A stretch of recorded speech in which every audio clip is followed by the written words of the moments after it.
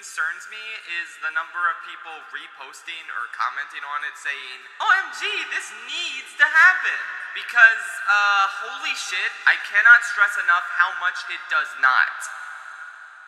Alright, let me just cut in here. Now, I don't normally make these kinds of videos on this channel, but as someone who spent the last 2 years writing and directing crossover animations between Smash characters, I did want to provide my thoughts here, and frankly, I disagree with Shea Frillis here, and I've got to push back just a little bit. Now, don't get me wrong, a Smash Bros. Movie would be very hard to do right, increasingly so with each entry of the series that you're writing from. Smash 64 having only 12 characters, probably not going to be too hard. But when you get to Smash Ultimate's 80 character roster stuffed to the brim with third-party characters, it gets to be a little unwieldy. For the sake of this conversation, let's stick to talking about the roster in Super Smash Bros. Brawl, given that it seems to encompass both of the concept images shown in Shea Frillis' original videos, and it's already given us a story mode that we can look to as a template. Now, Shea Frillis' video essentially boils down to a few main points. Number 1, Illumination should not touch this. Yeah, totally agree here. Moving on. Number 2, a tonal clash. A lot of these characters wouldn't mix well, mixing the mediums would be a mess. A lot of these universes are just incompatible. Number 3, we don't need this. Cinematic universes are overplayed, so just split up the studios, let them do their own thing, stop trying to bring everything together. Number 4, Subspace Emissary did not work, it's scattered, you can't follow motives, and the plot is super strained. And number 5, Sakurai would need to be involved, and he is a pure old man who just wants to do his YouTube account. Let's start with the easiest to address. Cinematic universes are overplayed. Sometimes a movie can just be a movie, and credit where credit's due, this is an issue that I've thought multiple times over the years. Nobody needed the Dark universe, nobody needed the 5 attempts at an Andrew Garfield Spider-Man universe, but to me, Smash Bros. Feels like a notable exception to this for one primary reason. It would be so awesome. It would be so cool. Really though, it's not introducing a novel concept of bringing these characters together that nobody's ever asked for. Rather, it's bringing together a well-established, beloved franchise that people have been playing for decades and finally putting it on screen. Now, to be fair, the same thing could have been said about cinematic universes in the past, such as DC's attempt at matching Marvel's pull with their own roster of characters, but that brings me to my next point. It's not a concept issue.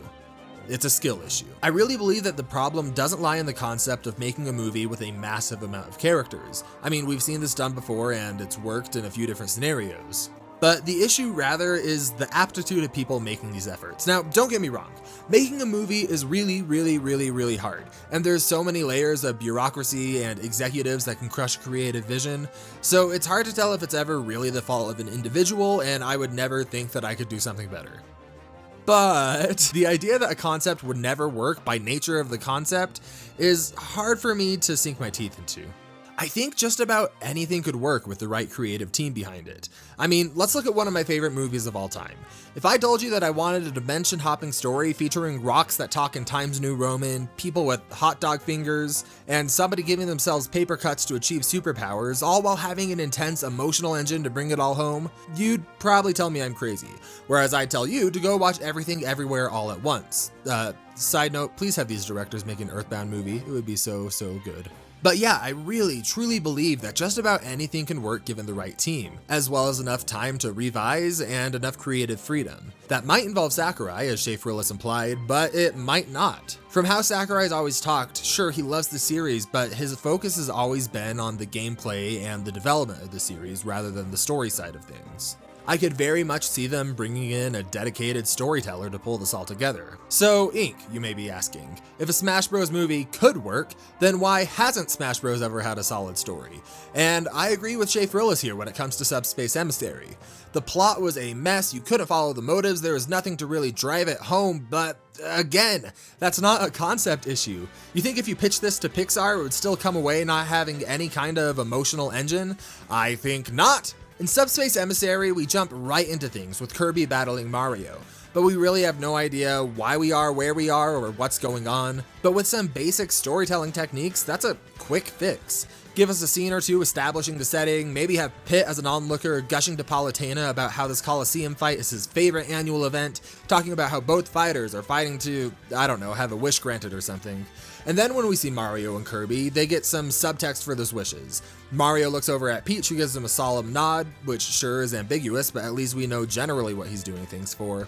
Whereas Kirby probably wants cake or something, I don't know. Bada bing, bada boom, there we have motives of both characters. And sure, it's simple, but even that's a step up from what we had. It's true that if you want to have a movie that focuses individually on each of Brawl's 37 characters, that's going to be way too much for a single movie to fit in. Maybe give us a multi-season Netflix series if you want that, but I think Subspace actually had the right idea here by splitting the fighters into groups. If Kirby and Mario lose their chance for the wish despite Peach and Zelda trying to help, suddenly we have a small group with a real motive: go find the wish. In fact, this whole wish thing, while cliched, might not be a bad idea for bringing these franchises together. Tones really can be hard to match while taking each character seriously. But a wish gives you the chance to see a character's truest desires and natures. It gives us a quick and effective glimpse into the goals of multiple characters. And by splitting these characters up into like-minded groups, we suddenly go from managing 37 characters into managing about 5 or 6 groups to get our head around. That's far more attainable, and it might not be as big of a struggle as it sounds. While a lot of the characters themselves are different, a lot of the engines driving them emotionally are the same. For example, Link, Zelda, Pit, Samus, Marth, Lucas, and Ness all just want to protect people for the sake of keeping the world safe. Whereas you have Star Fox, Wolf, Ike, Snake, Meta Knight, Detective frickin' Pikachu, and Captain Falcon all also wanting to help people, but there's usually some kind of asterisk attached. Whether that's money, politics, or some other X factor that motivates them. Then there's characters doing it for the sake of helping people, but honestly they just gotta have a fun time while doing it. Mario and his friends, Donkey Kong, Sonic, Kirby, Red, etc. Then we got characters who are just doing their own stuff and just adding joy to the movie. Game & Watch, Olimar, oh gosh I love Olimar, Ice Climbers, Rob, Jigglypuff, and at last, our counterforce of evil, Bowser, Wario, and Ganondorf, all amped up in power by the force behind it all, Taboo and the Master Hand. Now, obviously, we don't need these exact same pairings or anything, but my point is that it's not impossible to establish meaningful motives in a quick way, or in a way that we're able to keep track of. I think with the right direction, we could have a cast of characters that drive themselves. And as for the tonal clash that was mentioned, clashing between serious and lighthearted can be a ton of fun, and I think that's something that doesn't need to be a bug, it can be a feature. Sure, the tone of something like Kid Icarus and Metroid, or Mario and Zelda are pretty contrary, but you can't tell me you wouldn't have a blast seeing someone like Luigi interact with Ganondorf, still trying to fight back but being scared out of his mind, and Ganondorf's just trying to figure out what's going on. Look, my point here isn't that Smash Bros has to happen as a movie, or that it's an insanely good idea, but I think that throwing it out altogether is really missing some potential. The right team with the right sense of creativity could definitely pull off something like this, and I agree that Illumination isn't right for the job. Oh gosh, do I agree that Illumination isn't right for the job. But do you know who would actually do great? The Lego Batman movie team. Put them on this. They did such a good job balancing serious characters with comedy and having a cohesive story that still featured a ton of characters. They would knock it out of the park here, whether or not the characters were actually Legos in the end. Sure, cinematic universes are overplayed. This is true.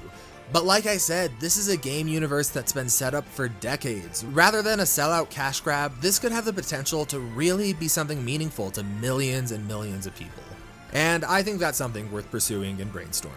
Also, I need a scene of Bowser being all big and tough, and then he gets swarmed by an army of 10,000 1-inch tall Pikmin, and it scares the crap out of him, and he starts freaking out, and Olimar's just having the time of his life and commanding them, and they're getting stronger and stronger, and Bowser's just freaking out, and then